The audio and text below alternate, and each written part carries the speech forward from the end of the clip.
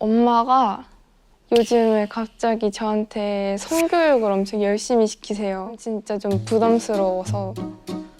그 보통 학교에서 받거나 그런 기관에서 받는 것들은 정말 디테일하게 하지 않는다고 저는 생각해서 이제는 진짜 20살이잖아요. 그래서 남자친구도 굉장히 어려서 서투를 수 있으니까 그래서 그 자세한 내용을 제가 설명을 해주고 싶은데 부끄럽게 그만 좀 물어봐. 알아서 할게. 그러면 엄마는 되게 구체적으로 설명을 해주려고 하세요. 콘돔을 어느 시점에 끼워야 하는지, 애무가 얼마나 중요한 것인지, 삽입이 될 때 어느 정도로 여자가 기분이 좋을 때 그게 되어야 하는지.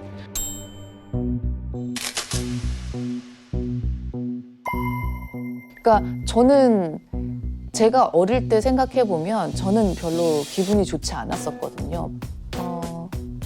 징그럽다? 이런 느낌으로 시작했거든요. 저는 그거를 좀 더 어떻게 하면 더 아름다워질 수 있다, 좋은 경험을 가질 수 있다, 이런 걸 설명해주고 싶었어요. 원래 성교육은 부모가 시켜주라고 해요. 그런 대화도 필요는 하죠. 필요한데 말씀을 좀 들어보니까 굉장히 직접적으로 우리 가연 씨가 하는 것 같아요. 성에 대한 대화를 네, 아주 적나라하게, 약간 적나라하다는 표현이 맞는 것 같은데요. 그래서 예은 양 방에 구석구석에 콘돔 얘기를 했다는 얘기는 이게 방에다가 콘돔을 왜 두셨어요? 아니 이게 어느 날 예은이가 와서 물어보더라고요. 그러니까 아시아 지역에 좀 낙후된 나라들의 그런 임신율 이런 거를 뉴스에서 봤나 봐요. 이게 왜 이런 거야? 피임을 하면 되잖아라고 뭉퉁그려 얘기하길래 그날 또 붙들고 왜 피임을 하지 않는지에 대해서 막 설명을 했어요. 그래서 발기가 되고 나면 콘돔을 써야 하는데 발기가 되고 나서 콘돔을 하려면 남자들이 이미 삽입이 돼서 다시 콘돔을 끼러 그렇게 나오지 않는다. 그러다 보니 그렇게 어린 나이에 임신되는 경우가 많단다. 이런 것들을 막 설명을 하게 됐어요. 그러면서 이제 그 대화가 끝나고 잠깐만 있어봐. 그럼 내가 콘돔을 이렇게 생각이 든 거예요. 왜냐면 이게 언제 그런 마음이 들지 모르는데 콘돔을 미리 준비해서 다니지 않을 것 같은 기분이 들어가지고 혹시나 해서. 그러면 그걸 예은 양이 발견을 한 거예요? 아까 엄마가 미리 얘기를 한 게 아니고 발견을 먼저 한 거죠? 어땠어요? 이게 왜 내가 언제 내가 언제 이거를 엄마 몰래 집에서 데이트를 하거나 그러지도 않는데 그걸 굳이 그렇게 숨겨놨어야 됐나. 나름의 또 배려가 있었던 것 같기도 한데 조금 놀라긴 했겠네요. 지금은 어쩔 줄 몰라 하는 것 같아요, 네. 예인 씨가. 근데 이 얘기가 좀 불편해하는 분들이 많죠. 근데 이제 예은 양은 성인이잖아요.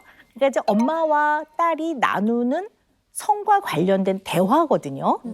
근데 이제 저는 어떤 생각이 드냐면 왜 이런 거 있잖아요. 사람을 때리면 안 돼. 그리고 누군가가 너를 말도 안 되게 이유도 없이 누가 널 때리면 그건 네가 다치면 안 돼. 이건 큰 개념이잖아요. 그죠? 이렇게 큰 개념을 알려주면 되는데 마치 어떤 느낌이냐면 오른쪽으로 주먹이 날라왔을 때는 이렇게 피해서 고개를 이렇게 하고 싸움의 기술 알려줬구나. 그때는 턱을 어떻게 해야 되고 이런 아주 디테일한 얘기까지 다 할 필요는 사실 없거든요. 근데 약간 그렇게 대화를 하고 있는 것 같아요. 그러니까 가연 씨가 자녀와 성에 대한 이야기를 나누는 자세는 되게 좋아요. 이거를 되게 중요하다고 생각하고 적극적으로 나누는 건 너무 좋은데 이렇게까지 자세하고 적나라하게 이야기를 나누는 데에는 이런 성과 관련된 인식, 개념, 약간의 가치관 이런 거가 좀 나름 부정적이고 어려움이 있어서 좀 더 그러시는 거 아닌가라는 생각이 좀 들거든요. 남자들이 저를 바라보는 시선 이런 것들이 늘 성을 먼저 생각하고 좀 저를 대한다라는 컴플렉스가 좀 심했었거든요. 아주 어릴 구체적으로 때부터 들어볼까요? 제가 좀 어릴 때 그런 안 좋은 일들을 정말 종류별로 다 당해봤어요. 그래서 버스를 이렇게 타고 있는데 이게 띡 하고 들어오는 순간부터 눈빛이 이렇게 되면 이렇게 흔들리는 눈빛이 보면 여기 앉게 이렇게 돼요. 아니나 다를까 이렇게 딱 앉아요. 그러면 기다리다가 손이 이렇게 쓱 오면 그냥 딱 일어나서 그냥 내려버려요.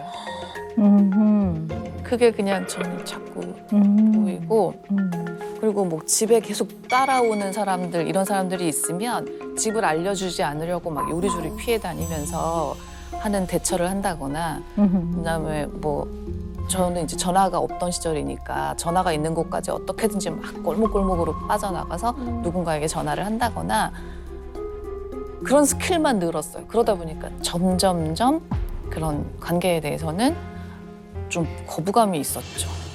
대부분 그 성추행을 하거나 하는 것 그런 그 뭐지 당하는 것들이 굉장히 나쁜 사람일 것 같잖아요. 저는 대부분 아는 사람이었어요. 알던 사람이 제가 마음을 허락하지 않는다거나 아니면 뭐 그 사람이 술이 좀 취해서 이성의 끈을 놓는다거나 뭐 그렇게 되면 저한테 항상 그렇게 대하더라고요. 그런 인식이 없게 굉장히 사랑스럽다라는 것을 알려주고 싶었어요. 어린 시절에 그런 일을 겪으면 되게 도움을 좀 청하거든요. 주변에. 어떠셨어요? 아, 제가 납치당해서 맞았었는데 근데 그 다음 날이 촬영이 있었는데 눈이 너무 성인 든 때였나 거예요. 19살 때였어요. 예, 전 영화 드라마를 조금씩 할 때였거든요. 그래서 그때 양평에 살고 있어서 서울로 촬영을 가야 하는데 아빠한테 이런 일이 있었다 얘기했더니 어이구 이러더라고요. 그게 끝이에요? 네. 아니 경찰에 신고하거나. 납치인데 네. 제가 아는 사람이라고 얘기했잖아요. 그 사람들과 함께 어울렸기 때문에 일어난 일이라고 생각하시더라고요. 또 다른 아는 분이 저를 이렇게 눈이 마주쳤는데 이렇게 집 문을 닫아버리시더라고요. 그러면 얼마나 그 납치 기간이 끝 한 4-5시간 밤에? 그래서 밤에 네, 술이 취했으니까 술이 취할 때까지 일단 나는 지키면 된다라고 생각했고 이 사람이 잠들 때까지 어떻게든지 구슬러야겠다고 되게 착한 척하고 있다가 잠든 것 같아서 그때 이제 새벽에 우유 배달하시는 분한테 부탁해가지고 오토바이 타고 나갔어요. 아, 정말 큰일 날 뻔하셨네요. 너무너무 이거는 정말 지금 다 지나간 얘기니까 이렇게 말씀을 하시지만 이거 어마어마한 일이거든요. 그 다음날 촬영하러 네, 갔어요. 네. 이게 지금 네. 생명이. 네. 근데 이거를 지금 이렇게 아무렇지 않게 얘기하신 것도 그것도 조금 놀랍기도 하고. 근데 네. 예은 양 괜찮아요? 약간 좀 불편해 보이기도 하는. 얘기를 들으니까 좀 아, 이런 얘기는 엄마 얘기는 처음 들었나 봐요. 네. 아, 그렇구나. 그러니까. 엄마 어린 시절 얘기? 아, 네.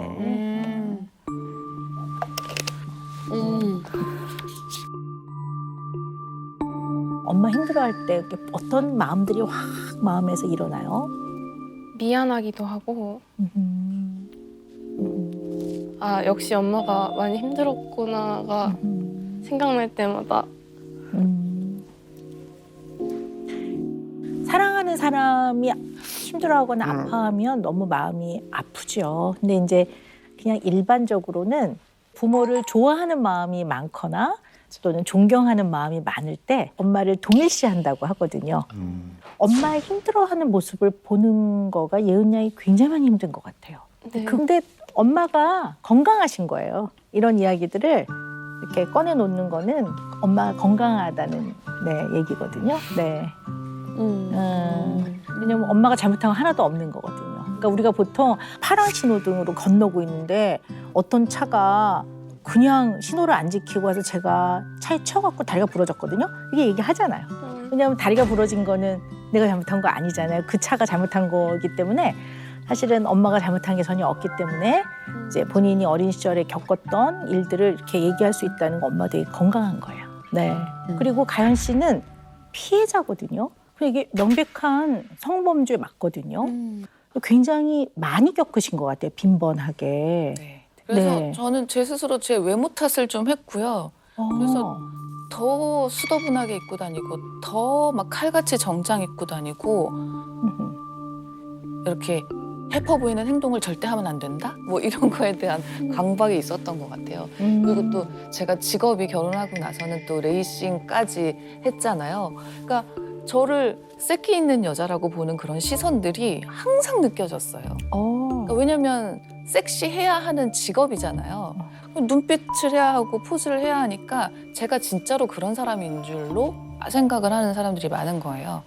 그래서 좀 일할 때와 일이 끝났을 때 행동을 굉장히 돌변해서 좀 그런 걸 좀 연습했던 것 같아요.